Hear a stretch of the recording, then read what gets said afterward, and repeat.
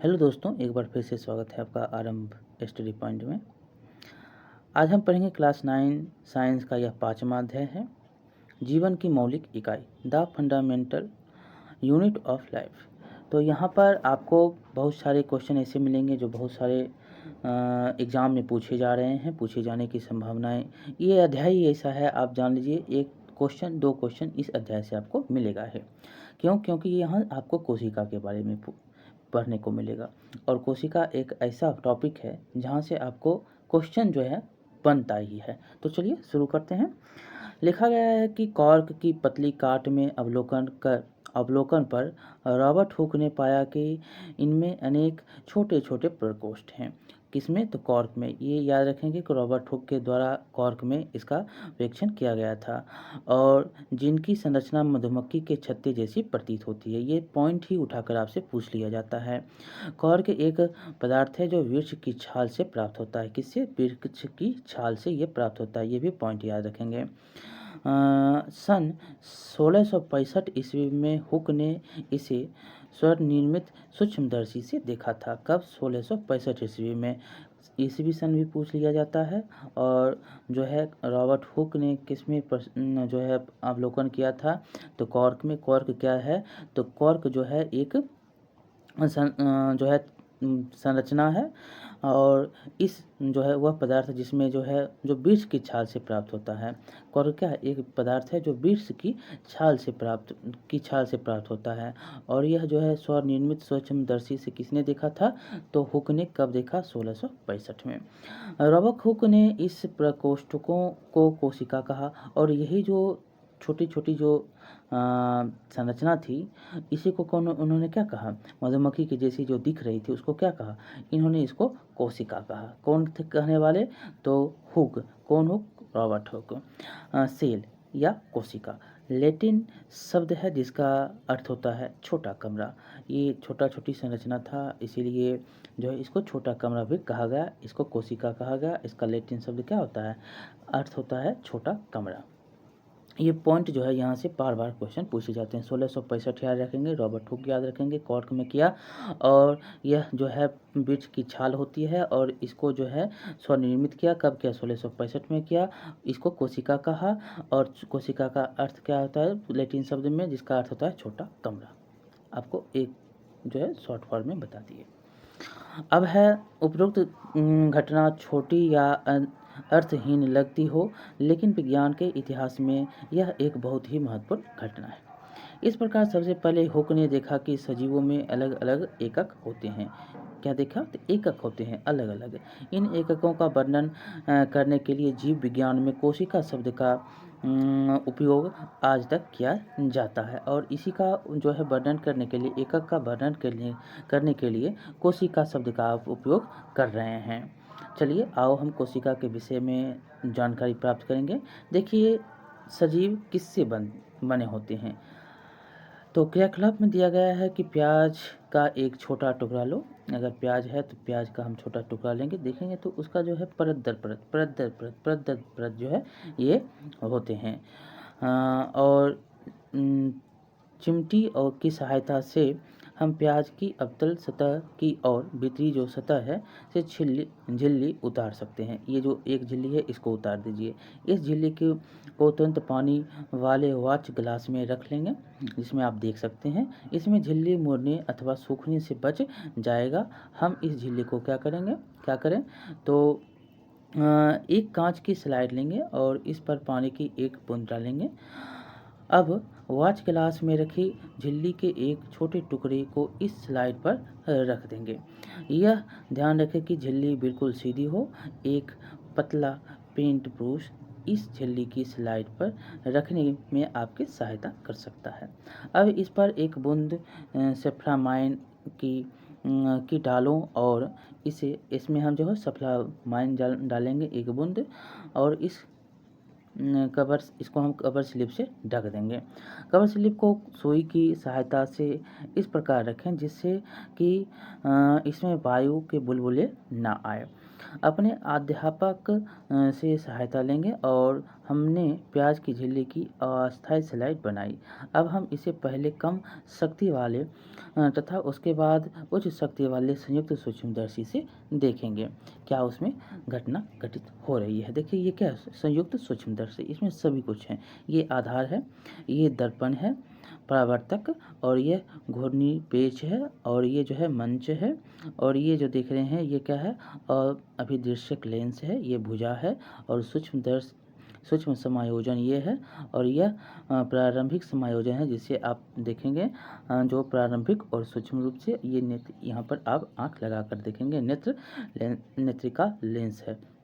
और ये जो दिख रहे हैं ये क्या है, देह नलिका है, और ये जो आपको दिखाई दे रहा है ये क्लिप है, और सूक्ष्मदर्शी स्लाइड यहाँ पर आपको दिखाई दे रहे हैं, ये संग्राही हैं, और इस प्रकार से संयुक्त सूक्ष्मदर्शी का निर्माण होता है। आपने देखा क्या क्या देखा है, तो क्या आप जो संरचना सूक्ष्मदर्शी के द्वारा देखते हैं उसी कागज पर खींच सकते हैं। देखिए चित्र कैसे दिखाया गया है, ये क्या है, केंद्रक है, ये केंद्रक है, और ये कोशिका, ये क्या है, ये कोशिकाएं हैं, ये क्या है, कोशिकाएं हैं, ये केंद्रक है, बीच में आपको जो ये दिख रहा है ये केंद्रक है, और ये कोशिकाएं हैं, क्या ये कोशिकाएं हैं। प्याज की झिल्ली की ये जो है कोशिकाएं दिखाई गई हैं। आगे है, अब हम विभिन्न आकार के वाली प्याज की झिल्लियों में अस्थायी स्लाइड बनाएंगे। हम क्या देखते हैं, क्या हम एक समान संरचनाओं को देखते हैं अथवा भिन्न भिन्न। ये संरचनाएं क्या हैं, तो ये सभी संरचनाएं एक जैसी दिखाई देती हैं। ये सभी मिलकर एक बड़ी संरचना जो शल्ककंद बनाते हैं, क्या एक बड़ी संरचना बनाते हैं जिसको शल्ककंद भी कहते हैं, जैसे प्याज। इस क्रियाकलाप में हमें पता चलता है कि विभिन्न आकार के प्याज में सूक्ष्मदर्शी द्वारा देखने पर एक जैसी संरचना दिखाई देती है। प्याज की झिल्ली की कोशिकाएं एक समान हैं, प्याज के आकार से इसका कोई संबंध नहीं है। ये छोटी छोटी संरचनाएं जो हम देख रहे हैं शल्ककंद प्याज के मूलभूत इकाई हैं। इन संरचनाओं को कोशिका कहते हैं। जो छोटी छोटी संरचनाएं आपको दिखाई देती है वही क्या है, शल्ककंद है, और इसी संरचना को हम कोशिका कहते हैं। न केवल प्याज बल्कि जितने भी जीव जंतु हम अपने आसपास देखते हैं वे सभी कोशिकाओं से बनते हैं। यद्यपि कुछ जीव एक कोशिकीय भी होते हैं, जो कुछ जीव जो होता है एक कोशिकीय भी होता है। आवर्धक लेंस की खोज के बाद सूक्ष्मदर्शी का आविष्कार संभव हो सका। यह पता चला कि एक मात्र कोशिका स्वयं में ही एक संपूर्ण जीव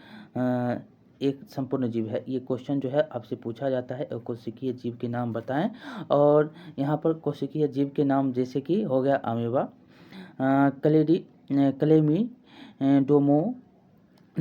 पैरामीशियम, बैक्टीरिया, ये सारे के सारे उदाहरण आपसे पूछ लिए जाते हैं जो एक कोशिकीय जीव हैं, जो पूर्ण क्या है, एक जीव हैं। इन जीवों को एक कोशिक जीव कहते हैं। इसके अतिरिक्त बहुकोशिक जीवों में अनेक कोशिकाएं समाहित होकर विभिन्न कार्यों को संपन्न करने हेतु विभिन्न अंगों का निर्माण करती है। इसके कुछ उदाहरण देखिए, जैसे फंजाई हो गया, कवक हो गया, जिसको कवक भी बोलते हैं, पादप या जंतु, ये क्या है, बहुकोशिकीय है। एक कोशिकीय में क्या है, अमीबा, पैरामीशियम, क्लेमी, डोमोनास और बैक्टीरिया, ये सब एक कोशिकीय हैं। और बहुकोशिकीय में फंजाई हो गया, या इसको कवक भी बोलते हैं, पादप, जंतु, ये सब हो गए। क्या जो है हम कुछ और एक कोशिकीय जीवों के विषय में पता कर सकते हैं। देखिए आगे है कि प्रत्येक बहुकोशिकीय जीव एक कोशिका से ही विकसित होता है। जो प्रत्येक बहुकोशिकीय जीव है पहले एक कोशिका होता है, उसके बाद बहुकोशिकीय होते हैं। कैसे, तो कोशिकाएं विभाजित होकर अपनी ही जैसी कोशिकाएं बनाती है। कोशिका जो है एक कोशिका है, फिर वो विभाजित होगा, फिर एक जैसा जो है अपने ही जैसे वो कोशिका बना लेता है। तो इस प्रकार सभी कोशिकाएं अपने पूर्ववर्ती कोशिकाओं से उत्पन्न होती है। जो सभी कोशिकाएं हैं वो इससे इससे इससे इससे जो है ये सभी जो है एक दूसरे से मिलकर बने होते हैं। ये देख रहे हैं, एक दूसरे से मिलकर बने होते हैं। पहले क्या होता है, वो एक कोशिकीय होते हैं, बाद में वो जो है पुनः पुनः एक एक करके वो बनते चला जाता है। यहाँ पर देखिए क्वेश्चन के फॉर्म में आपको बहुत ही इम्पोर्टेंट ये पॉइंट करेगा। क्या है, तो कोशिका का सबसे पहले पता किसने लगाया, तो रॉबर्ट हुक ने। कब, तो 1665 ईस्वी में इन्होंने पता लगाया। उसने कोशिका को कॉर्क की पतली काट में अनगढ़ सूक्ष्मदर्शी की सहायता से देखा। जो अनगढ़ सूक्ष्मदर्शी थी उसकी सहायता से कॉर्क में देखा। और कॉर्क क्या है, तो पेड़ की एक पतली छाल है। और लुबेनहक जो है 1674 ने सबसे पहले उन्नत सूक्ष्मदर्शी से तालाब के जल में स्वतंत्र रूप से जीवित कोशिकाओं का पता लगाया। ये भी याद रखेंगे और ये भी याद रखेंगे, दोनों इम्पोर्टेंट, बहुत बार क्वेश्चन ये पूछे गए हैं। ल्यूवेनहक द्वारा जो है 1674 में इन्होंने सबसे पहले तालाब में जो है ये जीवित कोशिका को देखते हैं। और मृत कोशिका किसने देखा? रॉबर्ट हुक ने। कहाँ? कॉर्क में देखा। जे और आगे है कि रॉबर्ट ब्राउन ने 1831 में कोशिका में केंद्रक का पता लगाया। रॉबर्ट ब्राउन 1831 केंद्रक का पता कोशिका में। और जे.ई. पोरोकंज ने 1839 में कोशिका में स्थित तरल जैविक पदार्थ को जीव द्रव नाम दिया। और जो तरल जैविक पदार्थ था कोशिका में स्थित, कौन? तो जे.ई. पोरोकंज ने 1839 में इसको जीव द्रव बोला। और जो यहाँ पर आगे है कि दो जीव वैज्ञानिक एम स्लीडन 1838 और टी स्वान 1839 ने कोशिका सिद्धांत के विषय में बताया। कोशिका सिद्धांत के विषय में किन्होंने बताया? तो स्लीडन और स्वान ने। इस सिद्धांत के अनुसार सभी पौधे तथा जंतु कोशिकाओं के से बने हैं। वे जीवन की मूलभूत इकाई हैं। विर्चो 1855 ने कोशिका सिद्धांत को और आगे बढ़ाया। उन्होंने बताया कि सभी कोशिकाएं पूर्ववर्ती कोशिकाओं से बनती है। जो भी कोशिकाएं हैं वो पहले एक कोशिकीय था, उससे साथ जुड़ता गया तो ये बहुकोशिकीय हो गया। और यही जो है बहुकोशिकीय क्यों हो गया? तो ये पूर्ववर्ती कोशिकाओं से बनकर बना है। इन्होंने ये बताया। कौन थे ये? तो विर्चो थे। कब? 1855 में। और 1940 में 1940 में इलेक्ट्रॉन सूक्ष्मदर्शी की खोज के बाद कोशिका के जटिल संरचना तथा बहुत से अंगकों को समझना क्या हो गया? संभव हो सका। कब? तो 1940 के बाद। देखिए क्रियाकलाप में कुछ दिया गया है कि हम पत्ती की झिल्ली, प्याज का मूलांग्र अथवा विभिन्न आकार की प्याज की झिल्ली की अस्थायी स्लाइड बना सकते हैं। उपरोक्त क्रियाकलाप में आप देखेंगे, निम्नलिखित उत्तर दीजिए। क्या सभी कोशिकाएं आकार तथा आकृति की दृष्टि से एक जैसी होती है? नहीं। क्या सभी कोशिकाओं की संरचना एक समान दिखाई देती है? तो नहीं। और यहाँ पर है, क्या पादप के विभिन्न भागों में पाई जाने वाली कोशिकाएं में कोई अंतर है? और चौथा नंबर क्वेश्चन है,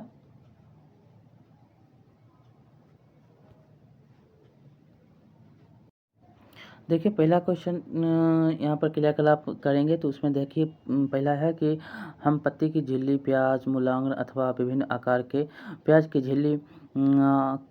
झिल्ली की अस्थायी स्लाइड बनाएंगे। उपरोक्त क्रियाकलाप की उत्तर देने के लिए कहता है। पहला क्वेश्चन है, क्या सभी कोशिकाएं आकार तथा आकृति की दृष्टि से एक जैसी दिखाई देगी? क्या सभी कोशिकाओं की संरचना एक समान दिखाई देगी? और तीसरा क्वेश्चन है, क्या पादप के विभिन्न भागों में पाई जाने वाली कोशिकाओं में कोई अंतर है? हमें कोशिकाओं में क्या समानताएं दिखाई देती है? ये सारे जो है क्वेश्चन आपसे पूछे गए हैं। तो इसमें देखेंगे तो इसमें क्या है, कुछ जीवों में विभिन्न प्रकार की कोशिकाएं भी होती हैं। पहला क्वेश्चन का आंसर हो गया। तो विभिन्न कोशिकाएं होती हैं। निम्नलिखित तस्वीर में आप देख सकते हैं कि क्या है, तो शरीर में कुछ कोशिकाएं हैं, रुधिर कोशिकाएं हैं, तंत्रिका कोशिकाएं हैं, पेशी कोशिकाएं क्या है, सभी अलग अलग हैं। कोशिकाएं हैं क्या है, सभी अलग अलग हैं। और यहाँ पर शुक्राणु है, अंडाणु है, वसा है, अस्थि कोशिका है, ये सारे के सारे क्या है, अलग अलग हैं। मानव में विभिन्न कोशिकाएं होती हैं। और आगे हम पढ़ेंगे कोशिकाओं की आकृति तथा आकार उनके विशिष्ट कार्यों के अनुरूप होते हैं। दूसरा का क्वेश्चन हो गया, आपका आंसर हो गया कि जो कोशिका की आकृति और आकार होता है उनके विशिष्ट कार्यों के, जो उसका कार्य होता है उसी के अनुरूप वो होता है। कुछ कोशिकाएं अपना आकार बदलती रहती हैं, जैसे कि एक कोशिकीय अमीबा, जो आकार बदलता है कौन है, वो अमीबा है। कुछ जीवों में कोशिका का आकार लगभग स्थिर रहता है। और प्रत्येक प्रकार की कोशिकाएं के लिए विभिन्न जो है के लिए विशिष्ट होता है। ये जो होते हैं आगे हैं देखेंगे, प्रत्येक प्रकार की कोशिका के लिए विशिष्ट होता है। उदाहरण के लिए क्या है, तो तंत्रिका कोशिका। इसमें तंत्रिका कोशिका का नाम आप याद रखेंगे। जो कुछ जीवों में कोशिका का आकार लगभग क्या होता है, स्थिर रहता है, और प्रत्येक प्रकार की कोशिका के लिए विशिष्ट होता है। उदाहरण के लिए क्या है, तो तंत्रिका कोशिका। अब देखिए आगे है,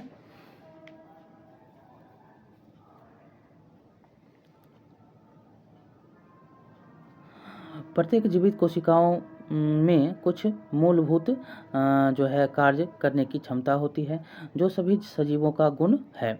मूलभूत जो कार्य करेगा सभी सजीवों का ये गुण है।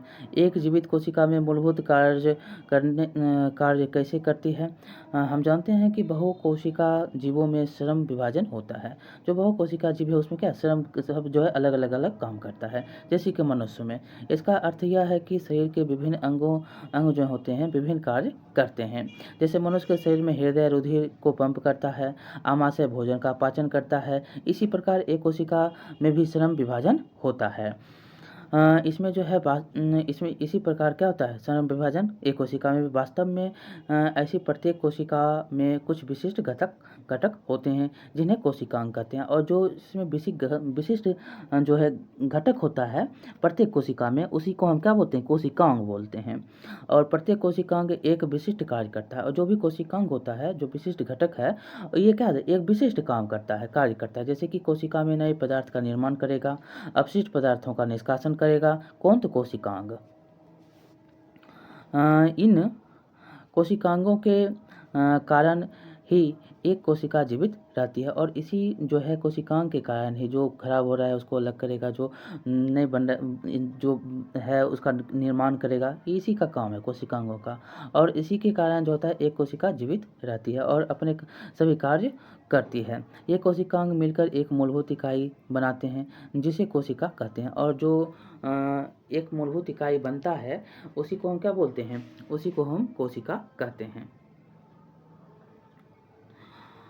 और है आगे कि यह बड़ा रुचिकर है कि सभी कोशिकांगों में एक ही प्रकार के कोशिकांग होते हैं, और जो सभी कोशिकाओं में एक ही प्रकार का कोशिकांग होता है। इससे कोई भी फर्क नहीं पड़ता कि उसके कार्य क्या हैं अथवा वे किस जीव में पाई जाती है। अब आपसे क्वेश्चन पूछा जा रहा है कि कोशिका की खोज किसने और कैसे की। तो आपने ऊपर पढ़ा भी है कि रॉबर्ट हुक के द्वारा जो है 1665 ईस्वी में कोशिका की खोज की गई। उन्होंने क्या देखा, तो पहले सूक्ष्म जो है सूक्ष्मदर्शी से स्वनिर्मित सूक्ष्मदर्शी था, वो मृत था। कॉर्क की पतली काट से उन्होंने अवलोकन करके पाया कि छोटे छोटे प्रकोष्ठ आपको मिल रहे हैं उसमें। वो कैसी थी, तो मधुमक्खी जैसी जो है मधुमक्खी की जो छत्ते हैं उसके जैसी मालूम वो पड़ रही थी। तो इस प्रकोष्ठों को उन्होंने कोशिका कहा, और इसी को उन्होंने क्या कहा कोशिका कहा। और इसका लैटिन शब्द में क्या होता है छोटा कमरा। इसका लैटिन शब्द में जो है इसका अर्थ क्या होता है छोटा कमरा होता है। कोशिका को जीवन की संरचनात्मक व क्रियात्मक इकाई क्यों कहते हैं, तो बहुत ही इंपॉर्टेंट है। क्यों कहा जाता है, क्योंकि कोशिका को जीवन की संरचनात्मक और क्रियात्मक इकाई इसीलिए कहा जाता है क्योंकि एक कोशिका स्वतंत्र रूप से जीवन के सभी क्रियाकलापों को करने में सक्षम है। क्यों, क्योंकि यह एक भी कोशिका जो है जैसे अमीबा, वो जीवन के हर काम करने के लिए सक्षम है। सभी जीव कोशिकाओं से बने होते हैं। सभी जीव किससे कोशिकाओं से बने होते हैं। कोशिका के अंदर जो होता है क्या होता है कोशिकांग होता है, कोशिका के अंदर कोशिकांग होते हैं, और जिसके कारण जो है कोई कोशिका जीवित रहती है। कोशिका के अंदर क्या है, कोशिका है, उसके अंदर कोशिकांग है, जिसके कारण कोई भी जीवित जो है जीव रहता है। ठीक, जीवित रहता है और सभी जो है अपना काम करता भी है। ये कोशिकांग जो है कोशिकांग बनाते हैं जिसे कोशिका कहते हैं, और यह कोशिकांग जो है मिलकर एक मूलभूत इकाई बनाता है एक मूलभूत इकाई बनाता है जिसको हम क्या बोलते हैं कोशिका कहते हैं। याद रखेंगे, यहाँ पर दिया भी गया है, यहाँ पर देख सकते हैं कि दिया गया है कि कोशिकाओं में एक ही प्रकार की कोशिकांग होते हैं, और कोशिका किसको कहते हैं, ये कोशिकांग मिलकर एक मूलभूत इकाई बनाते हैं जिसे कोशिका कहते हैं। ये देख रहे हैं आप, और कोशिकाओं के कारण ही एक कोशिका जीवित रहती है। कोशिकांगों के कारण ही एक कोशिका क्या होती है जीवित रहती है, और अपने जो भी कार्य होते हैं सभी कार्य करती हैं। और ये कोशिकांग मिलकर एक मूलभूत इकाई बनाता है जिसको क्या बोलते हैं आप कोशिका कहते हैं। ये आप याद रखेंगे। यहाँ पर आपको पुनः जो है अब है 5.2 कोशिकांग क्या हो गया, ये आप समझ गए होंगे कोशिकांग क्या है। कोशिकांग के बारे में यहाँ पर आपको बताया गया था, तो कोशिकांग क्या है और कोशिकांग के जो है कार्य क्या हैं, और कोशिकांग के द्वारा जो कैसे कोशिका का निर्माण होता है, ये जो है सही बातें यहाँ पर बताए गए हैं। तो यहाँ पर जो कोशिकांग किसको कहते हैं आप ये पहले बताइए। कोशिकांग किसे कहा जाता है? कोशिकांग क्या होता है? तो एक कोशिक में भी जो है स्वर्ण विभाजन होता है, ये आप जान रहे हैं। तो प्रत्येक कोशिका में कुछ विशिष्ट घटक होता है। जो भी कोशिका है उसमें कुछ विशिष्ट काम हो रहा है, तो उसी को हम कोशिकांग कहते हैं। और प्रत्येक कोशिकांग क्या करता है? तो विशिष्ट कार्य करता है। जैसे कि कोशिका में नए पदार्थ का निर्माण करेगा, अवशिष्ट पदार्थों को निकालेगा, जिसके कारण आपका क्या होता है? कोशिका जीवित रहता है। और कोशिका क्या है? कोशिका उसी को हम कहते हैं जो कोशिकांगों का जो काम होता है कि कार्य, कोशिकांगों के कारण ही क्या होता है? कोशिका जीवित रहता है। तो ये जो है अपने सभी काम करते हैं, किसके कारण? कोशिकांगों के कारण। और कोशिकांगों के जो है मिलकर एक मूलभूत इकाई बनता है, जो बनता है उसी को हम क्या बोलते हैं? कोशिका कहते हैं। ये समझ गए होंगे, इसमें अब कोई डाउट नहीं होगा, बहुत ही इंपॉर्टेंट है, यहाँ से क्वेश्चन बार बार पूछे जाते हैं। अब हम पढ़ेंगे कोशिका किससे बनी होती हैं और कोशिका का संरचनात्मक संगठन क्या है। हमने पहले देखा कि कोशिका के में विशिष्ट घटक होते हैं जिन्हें कोशिकांग कहते हैं। ये आपने पहले ये देखा भी है कि जो विशिष्ट घटक होता है, जो निर्माण करता है, जो गलत अपशिष्ट को निकालता है, उसी को हम क्या बोलते हैं? और इसी के कारण जो है कोशिका जीवित भी रहता है, तो उसी को हम कोशिकांग भी कहते हैं। कोशिका के विशिष्ट घटक होते हैं, उसको हम क्या बोलते हैं? कोशिकांग। कोशिका जो कैसे गठित होते हैं? यदि हम कोशिका का अध्ययन सूक्ष्मदर्शी से करें तो हमें प्रत्येक जो है लगभग प्रत्येक कोशिकाओं में 3 गुण दिखाई देंगे। क्या क्या? तो प्लेज्मा, झिल्ली, केंद्रक और कोशिका द्रव। यहाँ पर जो है 3 गुण यहाँ पर दिखाई दे रहे हैं। पहला क्या है? प्लेज्मा झिल्ली, दूसरा है केंद्रक, तीसरा है कोशिका द्रव। 3 आपको यहाँ पर दिखाई दिए। ये तीनों जो हैं किस में होते हैं? कोशिकाओं में होते हैं। याद रखेंगे, बहुत बार ये क्वेश्चन पूछे गए हैं। कोशिकाओं में 3 गुण दिखाई देते हैं, कौन कौन से हैं? तो प्लेज्मा झिल्ली, केंद्रक और कोशिका द्रव। कोशिका के अंदर होने वाले समस्त क्रियाकलाप तथा उसकी बाह्य पर्यावरण से पारस्परिक क्रियाएं इन्हीं गुणों के कारण संभव होता है। आइए हम आगे देखेंगे प्लेज्मा झिल्ली अथवा कोशिका झिल्ली के बारे में। यह कोशिका की सबसे बाहरी परत होती है। ये जो कोशिका है तो इसके बाहरी परत है, ये क्या है? बाहरी परत है। इसी को हम कोशिका झिल्ली भी कहते हैं। ठीक, परत होते हैं जो कोशिका के घटकों को बाहरी पर्यावरण से अलग करती है। प्लेज्मा झिल्ली कुछ पदार्थों के अंदर अथवा बाहर आने जाने देती है, और ये जो है कुछ पदार्थों को बाहर अथवा बाहर आने जाने देता है। यह अन्य पदार्थों की गति को भी रोकती है। कोशिका झिल्ली को इसलिए वर्णात्मक परागमन झिल्ली भी कहते हैं, और इसको जो है कोशिका झिल्ली को हम वर्णात्मक परागम झिल्ली कहते हैं। ठीक, कोशिका में पदार्थों की गति कैसे होती है और पदार्थ कोशिका से बाहर कैसे आते हैं। तो देखिए, कुछ पदार्थ जैसे कार्बन डाइऑक्साइड और ऑक्सीजन कोशिका झिल्ली के आर पार विसरण क्रिया द्वारा आ जा सकते हैं। विसरण क्रिया द्वारा जो है ये आते जाते हैं। हम पिछले अध्यायों में विसरण की प्रक्रिया के विषय में पढ़ चुके हैं। हमने देखा कि पदार्थों की गति उच्च सांद्रता से निम्न सांद्रता की ओर होती है। जो है पदार्थों की गति उच्च सांद्रता से निम्न सांद्रता की ओर होती है। और कुछ इसी प्रकार की प्रक्रिया कोशिका में होती है। क्या है? तो उदाहरण के लिए आप देखेंगे, जब कुछ पदार्थ जैसे कि CO2 है, जो एक कोशिकीय अपशिष्ट है और जिसका निष्कासन आवश्यक है, और CO2 का निष्कासन क्या है? आवश्यक है। इसका हम निष्कासन करेंगे। कोशिका में एकत्र हो जाती है तो इसकी सांद्रता क्या होती है? बढ़ जाती है। जैसे ही एकत्र होगी इसकी सांद्रता वृद्धि होने लगेगी, और सांद्रता वृद्धि होगी। कोशिका में बाह्य पर्यावरण में CO2 की सांद्रता कोशिका में स्थित CO2 की सांद्रता की अपेक्षा कम होती है। जो कोशिका में CO2 है उसकी, और जो बाहर है उससे ये जो है वो कम होता है। किसका? तो CO2 की सांद्रता की अपेक्षा जो है कम होता है। कौन? तो बाहर में जो है। तो जैसे ही कोशिका के अंदर और बाहर CO2 की सांद्रता में अंतर आता है, उसी समय उच्च सांद्रता से निम्न सांद्रता की ओर विसरण द्वारा कोशिका से CO2 बाहर निकल जाता है। जैसे ही उसका क्रिया जो है उच्च निम्न होते रहता है, तो इसी प्रकार विसरण के द्वारा जो है कोशिका से CO2 गैस जो होता है वो निकल जाता है। और इसी प्रकार जब कोशिका में ऑक्सीजन की सांद्रता कम हो जाती है तो O2 बाहर से कोशिका में विसरण द्वारा अंदर चला जाता है। ये ज़्यादा हो गया तो अंदर गया CO2 O2 और सॉरी यहाँ पर एक बार हम देखें, CO2 ज़्यादा हुआ तो बाहर गया और O2 कम हुआ तो अंदर आया। ठीक, ऐसे समझ लीजिए। ठीक, अब हम पढ़ेंगे अतः कोशिका द्वारा बाह्य पर्यावरण में गैसों के आदान प्रदान में विसरण एक महत्वपूर्ण भूमिका निभाती है।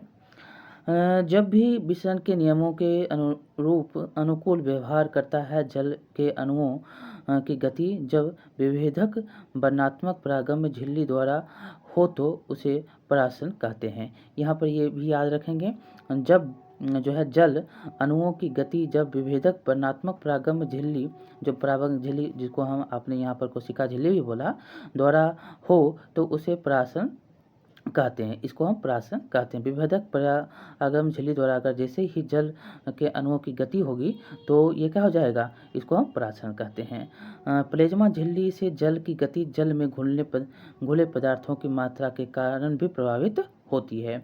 इस प्रकार परासरण की क्रिया में जल का नेट विसरण एक विभेदक परिणात्मक परागम झिल्ली के द्वारा उच्च विलय सांद्रता की ओर होता है। इसका क्या होता है, विलय सांद्रता की ओर उच्च होता है, उच्च की ओर होता है। यदि हम देखिए किसी जंतु कोशिका अथवा पादप कोशिका के शक्कर अथवा नमक के विलयन में रखें तो क्या होगा, तो निम्न 3 घटनाओं में से एक घटना हो सकती है। क्या है? पहला, तो यदि कोशिका को तनु विलयन वाले माध्यम अर्थात जल में शक्कर अथवा नमक की मात्रा कम और जल की मात्रा ज़्यादा है में रखा गया तो जल परासरण विधि द्वारा कोशिका के अंदर चला जाएगा।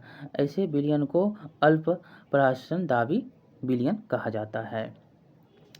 और जल के अणु कोशिका झिल्ली में दोनों ओर आवागमन करने के लिए स्वतंत्र होते हैं, लेकिन कोशिका के अंदर जाने वाले जल की मात्रा कोशिका से बाहर आने वाले जल की मात्रा से अधिक होगी। जो कोशिका से बाहर आ रहा है उसके से क्या होता है, जो अंदर है उससे अधिक होगा। इस प्रकार शुद्ध परिमाण यह होगा कि जल कोशिका के अंदर गया, इससे कोशिका फूलने लगेगी। और जो इससे होगा क्या, तो कोशिका इसमें ज़्यादा है और इससे कोशिका क्या होगा, फूलने लगेगा। ये कम है और ये ज़्यादा है, अंदर में क्या ज़्यादा है और ये बाहर कम है, और इससे परिणाम होगा क्या, तो ये कोशिका फूल रहा है।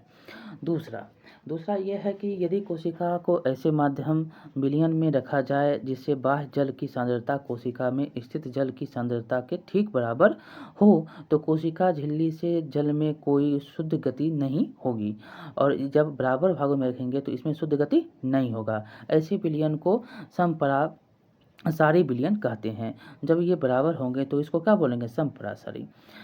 जल कोशिका झिल्ली के दोनों ओर आता जाता है, लेकिन जल की जो मात्रा अंदर गई उतनी ही बाहर आ जाती है, जो अंदर गया उतना ही क्या होता है, बाहर आ जाता है। इस प्रकार व्यापक रूप से जल की कोई गति नहीं हुई, इसीलिए कोशिका के माप में कोई परिमाण जो है कोई परिवर्तन नहीं आएगा। तीसरा क्या होगा, यदि कोशिका के बाहर वाला विलयन अंदर के घोल से अधिक सांद्र, मतलब अधिक सांद्र है, थोड़ा चिपचिपा है, तो जल परासरण द्वारा कोशिका से बाहर आ जाएगा, और जल परासरण द्वारा क्या होगा, कोशिका से बाहर आ जाएगा। ऐसे विलयन को अति परासरण दाबी विलयन कहते हैं, और इसे को हम क्या बोलते हैं, अति परासरण दाबी विलयन कहा जाता है। पुनः जल कोशिका झिल्ली के दोनों ओर आ जा सकता है, लेकिन इस स्थिति में कोशिका से अधिक जल बाहर आएगा और कम जल अंदर जाएगा। जो है कम जाएगा और अधिक आ जाएगा। इसका इसीलिए कोशिका सिकुड़ जाएगी। जैसे ही बाहर आएगा तो क्या होगा, कोशिका सिकुड़ जाएगा। और परासरण इस प्रकार विसरण की एक विशिष्ट विधि है जिसमें वर्णनात्मक झिल्ली द्वारा गति होती है और इसके क्रियाकलाप निम्नलिखित हैं। जैसे अंडे के परासरण, अंडे से परासरण। अंडे के तनों हाइड्रोक्लोरिक अम्ल में डालकर उसके कवच हटाओ। इसका कवच अधिकांशतः कैल्शियम कार्बोनेट से बना होता है। ये भी कुछ क्वेश्चन पूछा गया है कि अंडे का कवच जो है किससे बना होता है, तो कैल्शियम कार्बोनेट का बना होता है। यह पतले बाह्य त्वचा जो झिल्ली अब अंडे को घेर रखती है, और अंडे को शुद्ध जल में रखो और 5 मिनट के बाद इसका अवलोकन करो तो देखेंगे तो क्या होता है, अंडा फूल जाता है, क्योंकि परासरण द्वारा जल क्या होता है, जो है अंडे के अंदर चला जाता है। दूसरा देखेंगे तो इस प्रकार एक कवच रहित अंडा नमक के सांद्रित विलयन में रखने के लिए कहता है, और 5 मिनट तक उसका अवलोकन करेंगे। तो जैसे ही नमक को हम रखेंगे तो अंडा क्या होता है, सिकुड़ जाता है। जल क्या होता है, अंडे से बाहर निकल जाता है। नमक जैसे ही अंदर गया तो वो स्थान घेरा और यहाँ पर इसका जो है सांद्रण कम हो गया, तो ये क्या होता है, बाहर आता है। जल अंडे से निकलकर नमक के विलयन में आ जाता है, क्योंकि नमक का घोल अधिक सांद्रित है। क्या है, नमक का घोल क्या है, अधिक सांद्रित है, इसीलिए वो बाहर निकल आता है। इस प्रकार जो है क्रियाकलाप हम सूखी किशमिश अथवा खुबानी से भी हम कर सकते हैं। सूखी किशमिश में पानी देते हैं तो क्या होता है, पानी अंदर जाता है और ये किशमिश फूल जाता है। वही क्रियाकलाप दिया गया है कि सूखी किशमिश अथवा खुबानी को केवल जल में रखो और कुछ समय बाद देखेंगे तो क्या होता है, तो ये आपको फूला हुआ नज़र आएगा। जब उन्हें जल में रखा गया तो जल ग्रहण करके क्या हुई, फूल जाता है। जब उन्हें सांद्रित घोल में रखा जाता है तो वे जल को बाहर निकाल कर सिकुड़ जाते हैं। जब हम सांद्रित नमक जैसे है, नमक का घोल क्या है, सांद्रित है, अधिक सांद्रित होता है, और जब से वो उसमें गया तो वो क्या होता है, पानी निकल जाता है, नमक उसमें मिलेगा, तो ये क्या होता है, सिकुड़ जाता है। अब हम आगे पढ़ेंगे एक कोशिकीय जो है अवलवनीय जलीय जीवों तथा अधिकांश पादप कोशिकाएं परासरण द्वारा जल ग्रहण करते हैं। और परासरण द्वारा कौन, एक कोशिकीय जो अवलवनीय जल है वो परासरण के द्वारा ही जल ग्रहण करता है। पौधों के मूल द्वारा जल का अवशोषण परासरण एक उदाहरण है। पौधों में जो है जल का शोषण जो होता है किसके कारण, परासरण के द्वारा होता है, परासरण के द्वारा होता है। इस प्रकार कोशिका के जीवन में विषम जल तथा गैस के आदान प्रदान की प्रक्रिया में महत्वपूर्ण भूमिका निभाता है। इसके अतिरिक्त विषम कोशिका को अपने बाहरी पर्यावरण से पोषण ग्रहण करने में सहायता करता है। कोशिका से विभिन्न अणुओं का अंदर आना या बाहर जाना भी विषम द्वारा ही होता है। इस प्रकार के परिवहन में ऊर्जा की आवश्यकता होती है। प्लाज्मा झिल्ली लचीली होती है और कार्बनिक अणुओं जैसे लिपिड तथा प्रोटीन की बनी होती है। बहुत ही इंपॉर्टेंट है, याद रखेंगे। प्लाज्मा झिल्ली क्या होती है, लचीली होती है और कार्बनिक अणुओं जैसे लिपिड और प्रोटीन की बनी होती है। कौन, लिपिड और प्रोटीन का बना होता है, तो प्लाज्मा झिल्ली। अब है प्लाज्मा झिल्ली की रचना हम केवल इलेक्ट्रॉन सूक्ष्मदर्शी से देख सकते हैं। कोशिका झिल्ली का लचीलापन एक कोशिकीय जीवों में कोशिका के बाह्य पर्यावरण में अपना भोजन तथा अन्य पदार्थ ग्रहण करने में सहायता करता है। ऐसी प्रक्रिया को एंडोसाइटोसिस कहते हैं। जब ये होता है प्रक्रिया, जब बाह्य पर्यावरण से अपना भोजन तथा अन्य पदार्थ ग्रहण करता है तो ये प्रक्रिया क्या कहलाता है, एंडोसाइटोसिस कहते हैं। अमीबा अपना भोजन इसी प्रकार करता है, और अमीबा जो है बाह्यतम रूप से पर्यावरण से अपना भोजन करता है। जैसे एक कोशिकीय जीव कौन है, अमीबा है। देखिए क्रियाकलाप में भी है कि इलेक्ट्रोन सूक्ष्मदर्शी का पता करें तो इसमें किसका, प्लाज्मा झिल्ली का उपयोग इसमें करते हैं। देखिए क्वेश्चन है, CO2 तथा पानी जैसे पदार्थ कोशिका से कैसे अंदर बाहर जाते हैं, किससे, परासरण या विसरण के द्वारा। इसके देखिए विसरण के द्वारा जो है दिया भी गया है, जो यहाँ पर ऊपर पढ़े भी हैं कि कोशिका से CO2 अंदर बाहर विसरण प्रक्रिया द्वारा जाता आता है। कोशिका के बाहरी पर्यावरण CO2 की सांद्रता क्या है, कोशिका में स्थित CO2 की सांद्रता की अपेक्षा कम होती है। क्या होती है, जो बाहर है CO2 उसका सांद्रता अंदर जो है उससे कम है। ठीक, कम होती है तो क्या होता है, तो उच्च सांद्रता से निम्न सांद्रता की ओर जो है विसरण द्वारा कोशिका CO2 बाहर निकल जाती है। उच्च है यहाँ पर, यहाँ पर उच्च है और यहाँ पर निम्न है, इसके कारण जो है वो बाहर निकल जाता है। ठीक, और यहाँ पर आप ये समझेंगे कि CO2 एक क्या है, एक कोशिका अपशिष्ट होता है जो कोशिका में एकत्र होकर उसकी सांद्रता बढ़ाता है, और ये कोशिका में एकत्र हो जाएगा और इसकी सांद्रता को बढ़ाएगा। नीचे में क्या होता है, ज़्यादा होता है, ऊपर कम होता है, ये याद रखेंगे। पानी का भीतर तथा बाहर जाना परासरण प्रक्रिया द्वारा होता है, और पानी का बाहर और अंदर जाना किसके, परासरण। प्लेज्मा झिल्ली को वर्णनात्मक परागम झिल्ली क्यों कहते हैं, तो आपने पहले भी इसके बारे में पढ़ा है कि प्लेज्मा झिल्ली को वर्णनात्मक जो है परागम झिल्ली इसलिए कहा जाता है क्योंकि कुछ पदार्थों को अंदर अथवा बाहर आने जाने देता है। कौन, तो प्लेज्मा झिल्ली कुछ पदार्थ को बाहर जाने अंदर जाने देता है, सभी पदार्थों को ये नहीं जाने देता है, और जो कुछ होते हैं यह अन्य पदार्थों की गति को भी रोकता है, इसीलिए इसको प्लेज्मा झिल्ली को वर्णनात्मकता झिल्ली भी कहते हैं, वर्णनात्मक झिल्ली भी कहा जाता है। कोशिका झिल्ली के बारे में पढ़ लिया, कोशिका भित्ति के बारे में हम पढ़ेंगे। देखिए लिखा गया है कि पादप कोशिकाओं में प्लेज्मा झिल्ली के अतिरिक्त कोशिका भित्ति भी होती है। जो देखिए पादप कोशिका जो है उसमें प्लेज्मा झिल्ली भी होगा, प्लेज्मा झिल्ली भी होगा और कोशिका भित्ति भी होगा। ठीक, याद रखेंगे, क्वेश्चन पूछे बहुत बार पूछे गए, पादप में क्या अलग होता है और जो है जीव में क्या अलग होता है, तो यही इसमें अंतर होता है। पादप में क्या होता है, प्लेज्मा झिल्ली के अतिरिक्त कोशिका भित्ति भी होता है। पादप कोशिका भित्ति मुख्यतः सेल्यूलोज से बनी होती है, और ये जो पादप कोशिका भित्ति जो है किससे, कोशिका भित्ति जो है ये किससे बना होता है, सेल्यूलोज से बना होता है। सेल्यूलोज एक बहुत जटिल पदार्थ है और यह पौधों की संरचनात्मक दृढ़ता को बढ़ाता है, और ये जो है जटिल पदार्थ है जो इसके दृढ़ता को जो कठोर इसको बनाता है। जब किसी पादप कोशिकाओं में परागण द्वारा पानी की हानि होती है तो कोशिका झिल्ली सहित आंतरिक पदार्थ संकुचित हो जाते हैं। इस घटना को जीव द्रव कुंचन कहते हैं। जो ये जैसे ही पानी इसको कमी होगा तो यह जो है आंतरिक रूप से संकुचित हो जाएगा, और जब यह संकुचित होगा इसी को हम बोलते हैं जीव द्रव जो है कुंचन बोलते हैं, जीव द्रव कुंचन। देखिए क्रियाकलाप से हम देखेंगे, रियो की पत्ती की झिल्ली को पानी में रखकर एक स्लाइड बनाओ और उसकी जो है इसे उच्च शक्ति वाले सूक्ष्मदर्शी देखो, छोटे छोटे हरे कण दिखाई देंगे, इन्हें क्लोरोप्लास्ट कहते हैं। जो छोटे छोटे कण जो पत्ती में आपको देखते हैं वो क्या है, क्लोरोप्लास्ट हैं। हरे हरे जो पत्ते आप अगर बना रहे हैं तो ये जो देख रहे हैं ये हरे हरे दिख रहे हैं, ये क्या क्लोरोप्लास्ट है। और इनमें हरा पदार्थ होता है जिसे क्लोरोफिल कहते हैं। जो यहाँ पर छोटे छोटे कण दिख रहे हैं उसको क्लोरोप्लास्ट बोलते हैं, और जो हरा पदार्थ आपको दिखाई दे रहा है वो क्लोरोफिल है।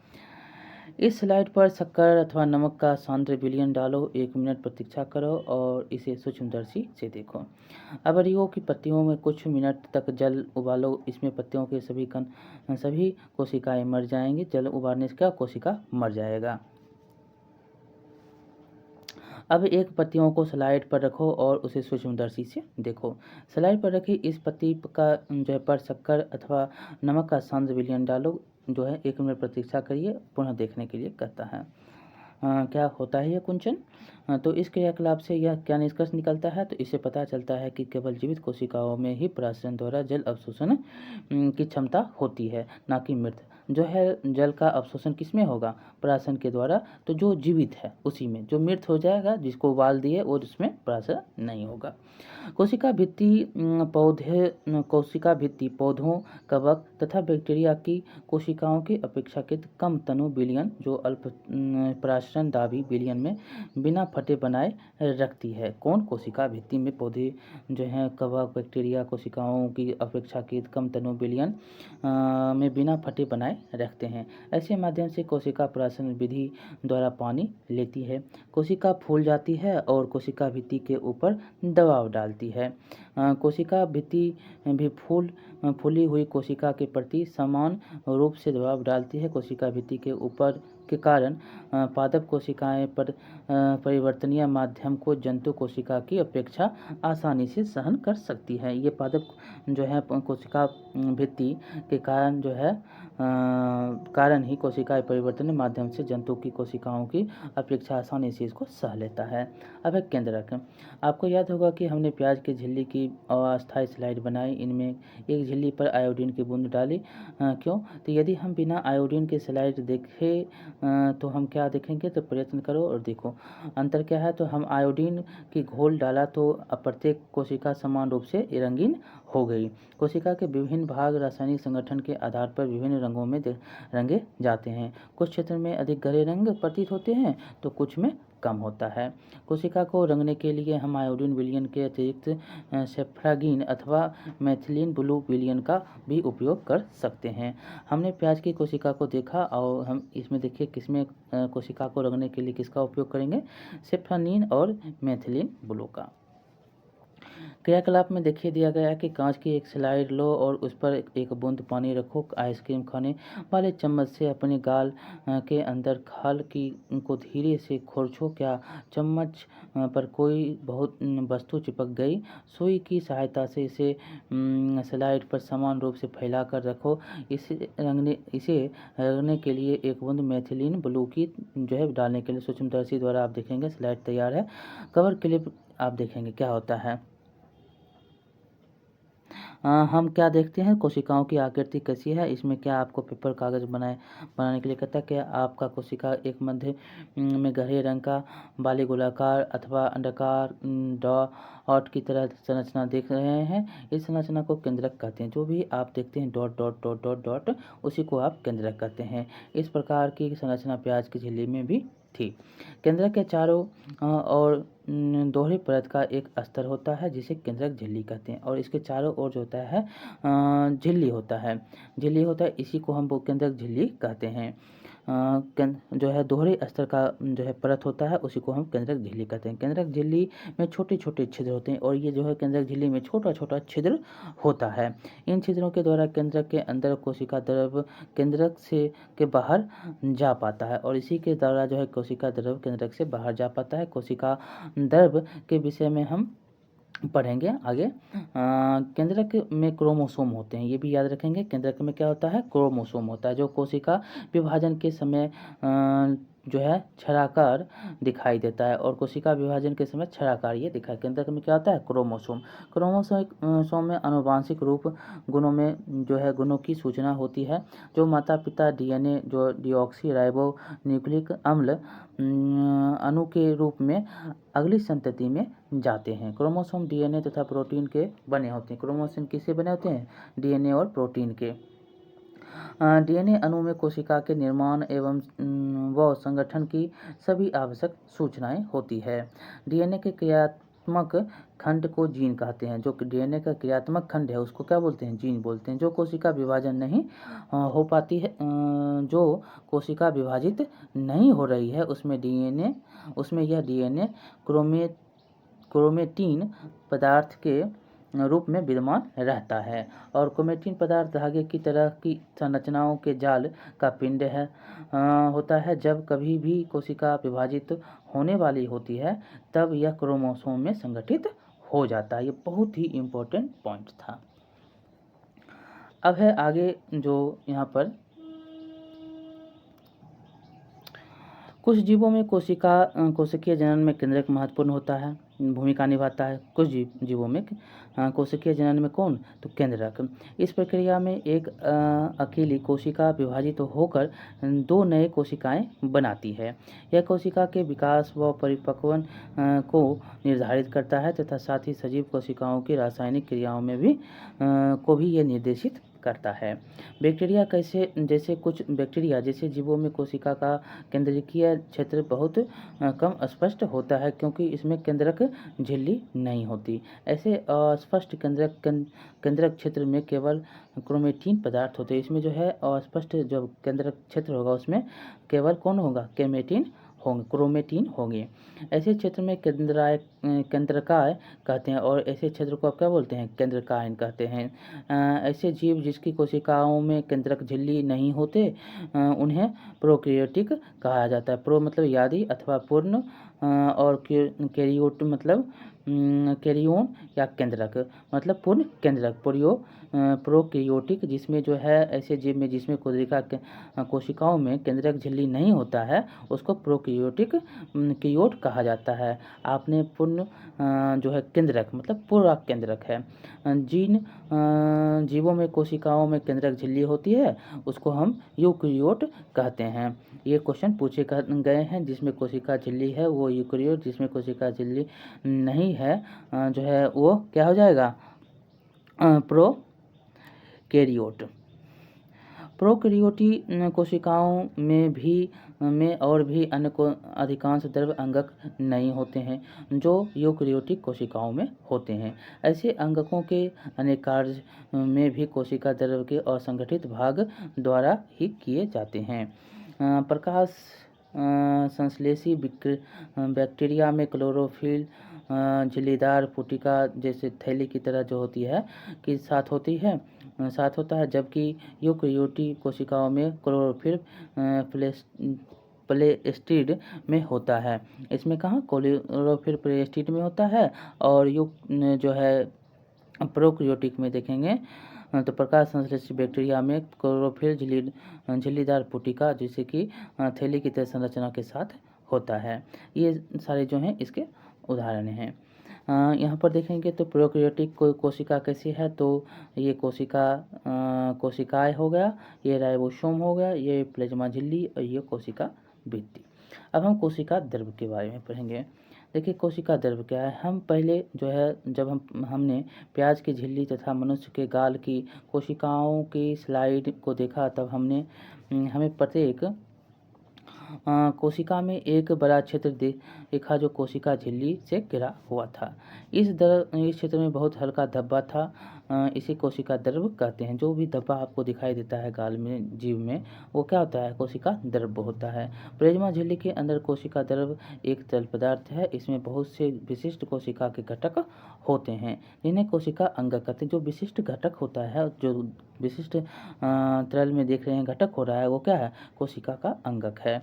प्रत्येक अंगक कोशिका के लिए विशिष्ट कार्य करते हैं। कोशिका द्रव तथा केंद्रक दोनों को मिलाकर जीव द्रव कहते हैं। जो जीव द्रव कैसे बनता है तो कोशिका द्रव और केंद्रक दोनों जब मिल जाता है तो जीव द्रव का निर्माण होता है। कोशिका अंगक झिल्ली युक्त होते हैं। कोशिका अंगक कैसे होता है? झिल्ली युक्त होता है।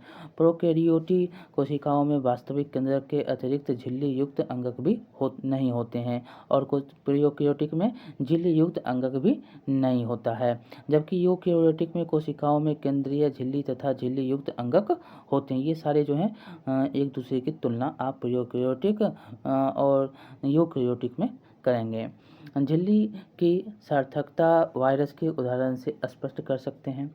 वायरस में किसी भी प्रकार की झिल्ली नहीं होती है और इसीलिए इसमें जीवन के गुण तब तक लक्षित नहीं होते जब तक कि किसी सजीव के शरीर में प्रविष्ट करके कोशिका की मशीनरी का उपयोग कर उनका बहुगुणन नहीं कर लेता। आपने वायरस के बारे में पढ़ा भी है। जब तक वह शरीर के अंदर नहीं जाता तब तक वह जीवित नहीं होता है। मतलब जब जीवित आदमी मतलब जो जिसके पास जीवन है, सजीव के पास नहीं जाएगा तब तक वो क्या होगा? वह अपना काम नहीं करेगा। आगे यहाँ पर देखिए एक क्वेश्चन है कि क्या अब आप निम्नलिखित तालिका में दिए गए रिक्त स्थानों की भर सकते हैं जिससे प्रोकैरियोटिक और यूकैरियोटिक में अंतर स्पष्ट होगा। तो देखिए हम प्रोकैरियोटिक और यूकैरियोटिक में अंतर को स्पष्ट करेंगे। देखिए क्या है। आकार प्रायः छोटा 1 से 10 UM जो और बराबर जो 1 UM बराबर 10/6 ऋणात्मक है मीटर और आकार में प्रायः जो है यह 5 से 100 UM होता है। केंद्रक आपका क्षेत्र जो है केंद्रीय क्षेत्र कितना है, केंद्रीय क्षेत्र में आपको ये क्या है अनुपस्थित होता है, ये अनुपस्थित होता है। और यहाँ पर है केंद्रीय क्षेत्र सुस्पष्ट और चारों ओर से केंद्रीय झिल्ली से घिरा होता है, इसमें स्पष्ट नहीं होता है और जो है और उसे डैश कहते हैं। तो यहाँ पर आपको याद रखना है केंद्रिका इसको कहा जाता है केंद्रीय झिल्ली में। और यहाँ पर तीसरा है क्रोमोसोम। एक क्रोमोसोम क्या है, यहाँ पर क्रोमोसोम जो है क्या है,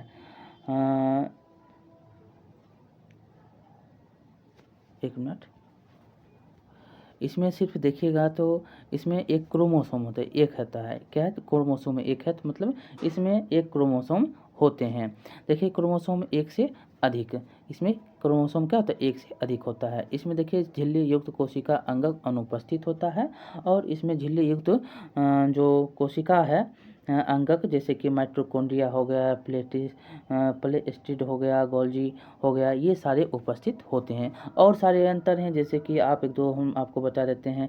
इसमें केंद्रीय क्षेत्र बहुत कम स्पष्ट होता है प्रोकैरियोटिक में, और क्योंकि इसमें केंद्रक झिल्ली नहीं होता है, ऐसे स्पष्ट जो है अस्पष्ट केंद्रीय क्षेत्र में केवल क्रोमेटिन पदार्थ होता है। इसमें जिसे आप क्या बोलते हैं केंद्रकायन बोलते हैं। इसको आप देखेंगे तो इसमें केंद्रीय के क्षेत्र सुस्पष्ट होता है जो चारों ओर से केंद्रीय झिल्ली इसके साथ घिरा होता है। तो ऐसे आप इसके अंतर को देख सकते हैं। आगे है कोशिका अंगक। क्या है कोशिका अंगक में, तो प्रत्येक कोशिका के चारों ओर अपनी झिल्ली होती है जिससे कि उसमें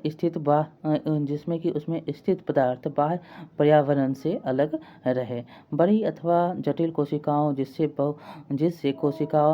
बहुकोशिक जीवों की कोशिकाएं भी शामिल हैं को उपापचय क्रियाओं की बहुत आवश्यकता होती है जिससे कि वे जटिल संरचना तथा कार्य को सहारा दे सके।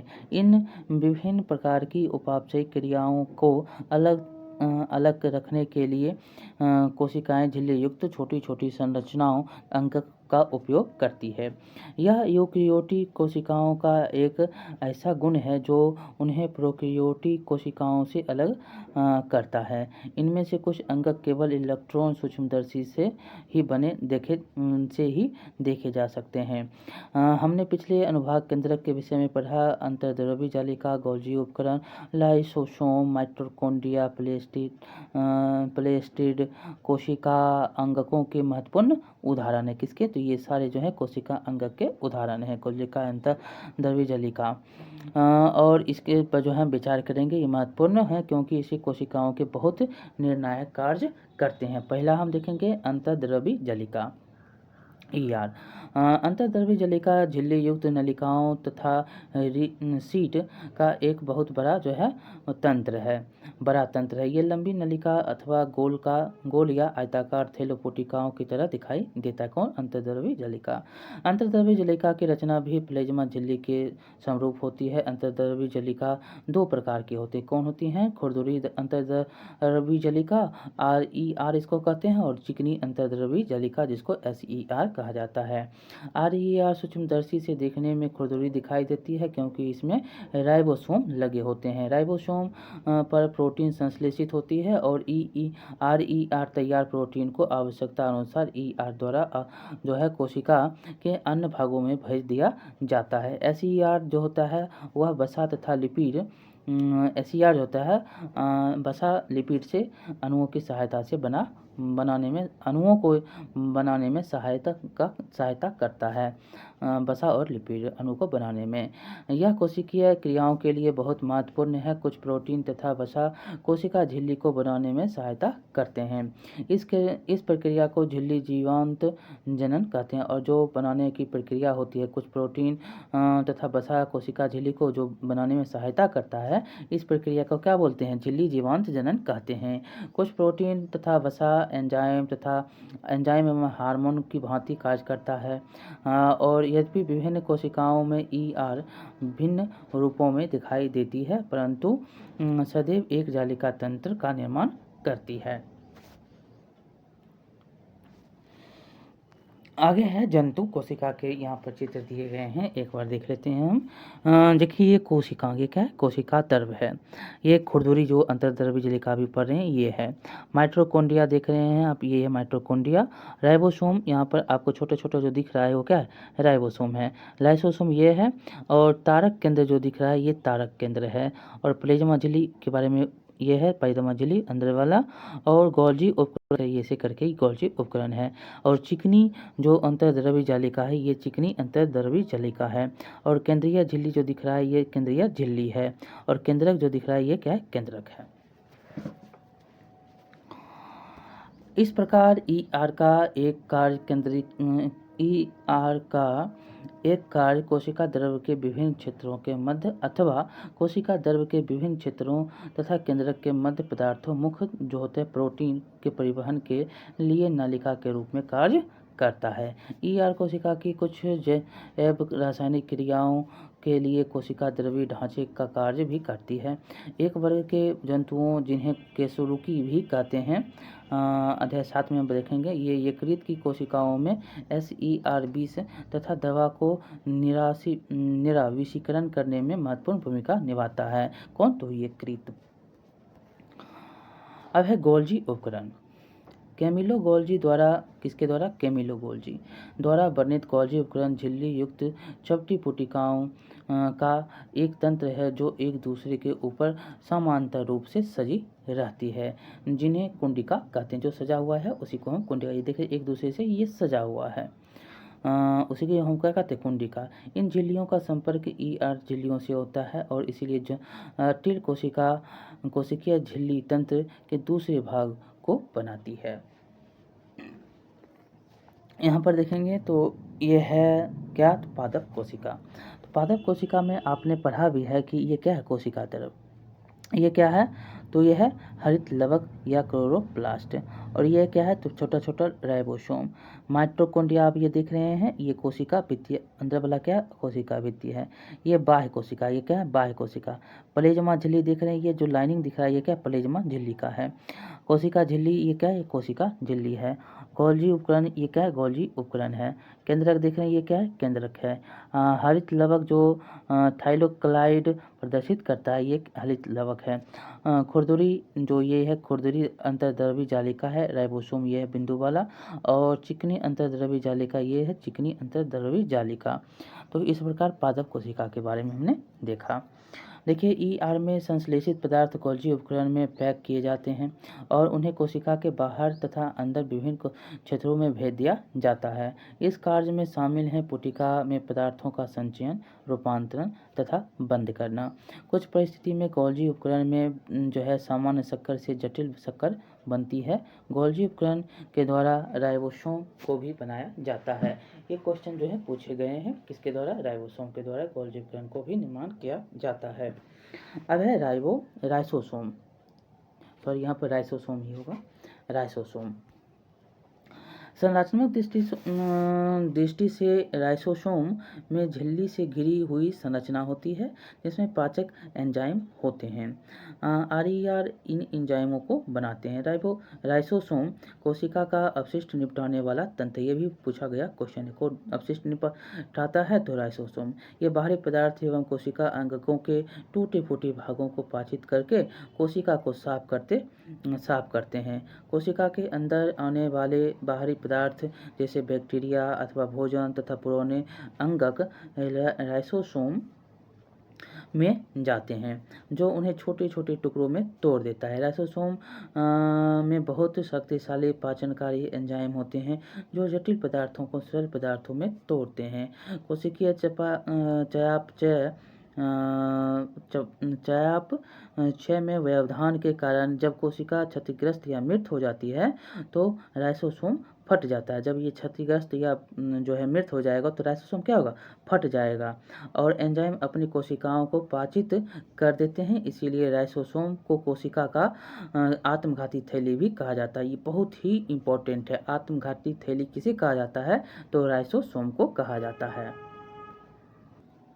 देखिए यहाँ पर जो लिखा गया है कि कैमिलो गोल्जी का जन्म कब हुआ था, तो 7 जुलाई 1843 को ब्रेसिका के समीप कोर्टनू में हुआ था।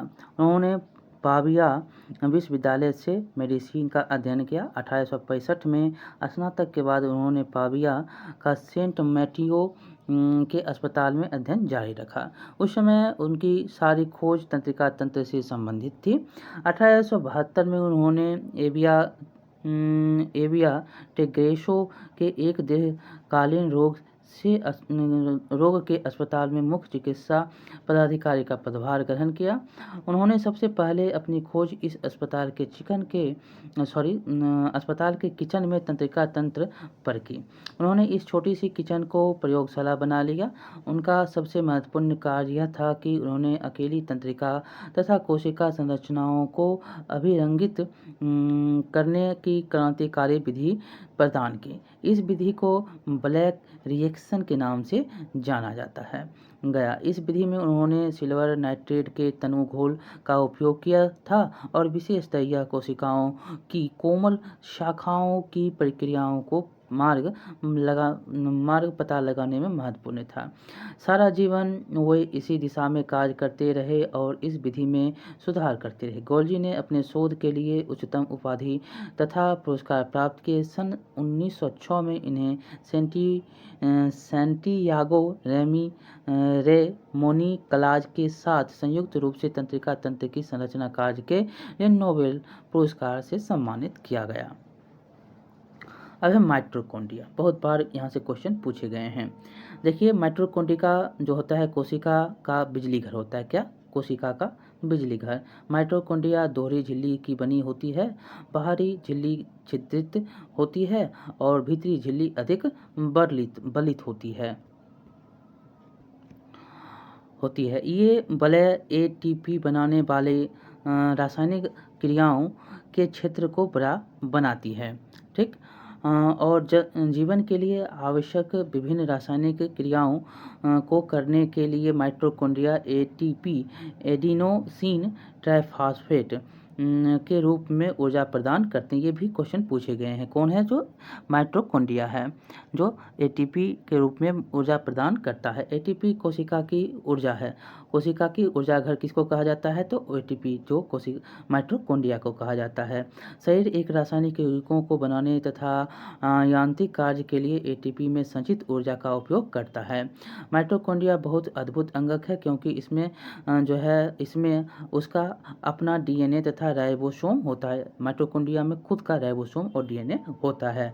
अतः आप इसको याद रखेंगे, माइटोकॉन्ड्रिया अपना प्रोटीन स्वयं बनाते हैं। स्वयं बनाता है कौन? तो माइटोकॉन्ड्रिया। अब आगे है जो प्लेस्टिड जो केवल पादप कोशिकाओं में स्थित होते हैं। प्लेस्टिड दो प्रकार के होते हैं, क्रोमोप्लास्ट जो रंगीन प्लेस्टिड होता है और ल्यूकोप्लास्ट जो श्वेत या रंगीन प्लेस्टिड होता है। जिस क्रोमोप्लास्ट में क्लोरोफिल वर्णक होता है उसको क्लोरोप्लास्ट कहते हैं और पौधों में क्लोरोप्लास्ट प्रकाश संश्लेषण के लिए बहुत आवश्यक है। क्लोरोप्लास्ट में क्लोरोफिल के अतिरिक्त विभिन्न पीले अथवा नारंगी रंग के वर्णक भी होते हैं। ल्यूकोप्लास्ट प्राथमिक रूप में से अंगक है जिसमें स्टार्च, तेल तथा प्रोटीन जैसे पदार्थ संचित होते हैं। क्लोरोप्लास्ट की भीतरी रचना में बहुत सी झिल्ली वाली परतें होती हैं जो स्ट्रोमा में स्थित होती है। प्लेस्टिड बाह्य रचना में माइटोकॉन्ड्रिया की तरह है, जो यहाँ पर याद रखेंगे। जो माइटोकॉन्ड्रिया की तरह कौन दिखता है बाह्य रचना में? प्लेस्टिड दिखता है। और माइटोकॉन्ड्रिया की तरह प्लेस्टिड में भी अपना डीएनए तथा राइबोसोम होता है और माइटोकॉन्ड्रिया की तरह ही इसमें डीएनए और राइबोसोम प्लेस्टिड में होता है। अब है रसधानियाँ। रसधानियाँ ठोस अथवा जो है तरल पदार्थों का संग्राहक थैली है। जंतु कोशिकाओं में रसधानियाँ छोटी होती हैं जबकि पादप कोशिकाओं में रसधानियाँ बहुत बड़ी होती है। कुछ पौधों की कोशिकाओं में केंद्रीय रसधानी की माप कोशिकाओं के आयतन का 50 से 90% तक होता है। पादप कोशिकाओं की राजधानियों में कोशिका द्रव भरा रहता है और ये कोशिकाओं की स्फीति तथा कठोरता प्रदान करती है। पौधों के लिए आवश्यक बहुत से पदार्थ राजधानी में स्थित होते हैं। ये अमीनो अम्ल, शर्करा, विभिन्न कार्बनिक अम्ल तथा कुछ प्रोटीन हैं। एक कोशिक जीवों जैसे अमीबा खाद्य राजधानी में अनेक जो है उनके द्वारा उपभोग में लाए गए खाद्य पदार्थों होते हैं। कुछ एकोशिक जीवों में विशिष्ट राजधानियाँ अतिरिक्त जल तथा कुछ अवशिष्ट पदार्थों को शरीर से बाहर निकालने में महत्वपूर्ण भूमिका निभाती है। ये याद रखेंगे, एकोशिकों में जो है राजधानियाँ निकालने में इसकी सहायता करती है, जो कुछ अपशिष्ट होता है उसको निकालने में। अब आगे है क्वेश्चन में आप देखेंगे जो कि आप ऐसे दो अंगों के नाम बता सकते हैं जिसमें अपना आनुवंशिक पदार्थ आपने भी देखा, प्लास्टिड और माइटोकॉन्ड्रिया। इसमें क्या होता है, अपना होता है, क्या होता है, तो अपना डीएनए और अपना राइबोसोम होता है। दूसरा क्वेश्चन है, यदि किसी कोशिका का संगठन किसी भौतिक अथवा रासायनिक प्रभाव के कारण नष्ट हो जाता है तो क्या होगा। तो देखिए इसका आंसर हो जाएगा कि अगर एक मिनट देखिए इसमें क्या होता है, तो इसमें आपको ये होगा कि कोशिका शोषण इसमें जो होता अगर फट जाता है तो नष्ट हो जाता है तो क्या होता है, तो कोशिका शोषण व्यर्थ पदार्थों को साफ करना, नए प्रोटीन बनाना, पदार्थ जो है बनाना, पोषण प्राप्त करना आदि कार्य करने में क्या होता है, असफल हो जाता है, असमर्थ हो जाता है तथा अंतः कोशिका क्या होती है, मृत हो जाती है। इससे क्या होता है, इसे लाइसोसोम पाचित कर लेता है और इसे जो है कौन, तो लाइसोसोम पाचित करता है। लाइसोसोम को आत्मघाती थैली क्यों कहा जाता है, बहुत ही इंपॉर्टेंट है। जब कोशिका क्षतिग्रस्त हो जाता है या मृत हो जाती है तो लाइसोसोम क्या होता है, फट जाते हैं और एंजाइम अपनी ही कोशिकाओं को पाचित कर देते हैं। इसलिए लाइसोसोम को कोशिका की आत्मघाती थैली भी कहा जाता है। कोशिका के अंदर प्रोटीन और संश्लेषण कहाँ होता है, तो कोशिका के अंदर जो है अंदर कहाँ पर होता है, तो प्रोटीन का संश्लेषण राइबोसोम में होता है। कोशिका के अंदर जो है प्रोटीन का संश्लेषण राइबोसोम में होता है। अब आगे हम पढ़ेंगे कोशिका। प्रत्येक कोशिका की अपनी एक संरचना होती है जिससे के द्वारा वे विशिष्ट कार्य जैसे शोषण, पोषण, अपशिष्ट पदार्थों का उत्सर्जन अथवा नई प्रोटीन बनाने में सहायता करते हैं। ऐसा जो है उनकी झिल्ली तथा अंगकों की विशिष्ट संरचना के कारण संभव हो पाता है। अतः कोशिका सजीवों की एक मूलभूत संरचनात्मक इकाई है, बहुत ही इंपॉर्टेंट है। यह जीवन की एक मूलभूत क्रियात्मक इकाई भी है। अब है कोशिका विभाजन। देखिए जीवधारियों में वृद्धि हेतु नई कोशिकाएं बनती है जिससे पुरानी मृत एवं क्षतिग्रस्त होता है कोशिकाओं का प्रतिस्थापन और प्रजनन हेतु युग्मक बनते हैं। नई कोशिकाओं के बनने की प्रक्रिया को कोशिका विभाजन कहते हैं। जो नया कोशिका आकार बन गया तो उसको कोशिका विभाजन कहते हैं। सूत्र विभाजन और अर्धसूत्री विभाजन नामक दो मुख्य प्रकार की कोशिका विभाजन की प्रक्रिया है। दो हैं, अर्धसूत्री और सूत्री विभाजन। कोशिका विभाजन की प्रक्रिया से जिससे अधिकतर कोशिकाएं विभिन्न जो है कोशिकाएं वृद्धि हेतु विभाजित होती है। जो कोशिका विभाजन की प्रक्रिया होती है जिससे क्या होती है, कोशिकाएं वृद्धि हेतु विभाजन होती है उसे सूत्री विभाजन करते हैं। जो वृद्धि होती है उसे सूत्री कहते हैं। इस प्रक्रिया में प्रत्येक कोशिका जिसे मातृ कोशिकाएं भी कहते हैं और विभाजन होकर दो समरूप संतति कोशिकाएं बनाती है। संतति कोशिकाओं में गुणसूत्रों की संख्या मातृ कोशिकाओं के समान होती है। यह जीवों में वृद्धि एवं ऊतकों में मरम्मत की सहायता करती है। जंतुओं और पौधों के प्रजनन अंगों अथवा ऊतकों की विशेष कोशिकाएं विभाजित होकर युग्मक बनाती हैं जो निषेचन के पश्चात संतति निर्माण करती हैं। यह एक अलग प्रकार का विभाजन है जिसे अर्धसूत्रण कहते हैं, जिसमें दो विभाजन होता है। क्या होता है, तो जब कोशिका अर्धसूत्रण द्वारा विभाजित होती है तो इसमें दो की जगह चार नई कोशिकाएं बनती हैं। नई कोशिकाओं में मातृ कोशिकाओं की तुलना में गुणसूत्रों की संख्या आधी होती है। क्या आप सोच सकते हैं कि संतति कोशिकाओं में गुणसूत्रों की संख्या आधी क्यों है? ये देख सकते हैं गुणसूत्र है, ये संतति कोशिका है, गुणसूत्र है, ये मातृ कोशिका है। ठीक, इसमें देखेंगे तो इसमें आपको अर्धसूत्री में दिखेगा संतति कोशिकाएं, और ये देख रहे हैं ये क्या है, अर्धसूत्री विभाजन हो रहा है, ये अर्धसूत्री विभाजन हो रहा है, और ये फिर बना अर्धसूत्री विभाजन एक हो गया, ये मातृ कोशिका हो गया, और ये क्या है तो संतति कोशिका है, वो पहला, दूसरा फिर टूटा, फिर ये देख रहे हैं 4। तो ये इस प्रकार ये आपका चैप्टर जो है बहुत ही इंपॉर्टेंट था, समाप्त होता है। बार बार यहाँ से क्वेश्चन आपको पूछे जाते हैं। देखिए आपने क्या सीखा, तो कोशिका जीवन की मूलभूत एवं संरचनात्मक इकाई है। कोशिका के चारों ओर प्लेज्मा झिल्ली होती है, ये झिल्लियाँ लिपिड तथा प्रोटीन की बनी होती है। कोशिका झिल्ली जो होती है, कोशिका झिल्ली कोशिका का सक्रिय भाग है, यह पदार्थों की गति को कोशिका के भीतर तथा बाहरी वातावरण से नियमित करती है। पादप कोशिकाओं में कोशिका झिल्ली के चारों ओर एक कोशिका भित्ति होती है। कोशिका भित्ति किससे, सेल्यूलोज की बनी होती है। और आगे है कि पादप की कोशिकाओं में स्थित कोशिका भित्ति फंजाई तथा बैक्टीरिया को अल्पप्राशन दाबी घोल माध्यम में बिना फटे जीवित रहने देते हैं। यूकेरियोट में केंद्रक दोहरी झिल्ली द्वारा कोशिका द्रव में से अलग होता है। कोशिका द्रव से कौन, तो यूकेरियोटिक होता है। यह कोशिका के जीवन प्रक्रियाओं को निर्देशित करता है। अंतर कोशिकीय परिवहन तथा उत्पादन सतह के रूप में कार्य करता है। गोल्जी उपकरण झिल्ली युक्त पुटिकाओं का स्तंभ है। यह कोशिका में बने पदार्थों का संचयन, रूपांतरण तथा पैकेजिंग करता है।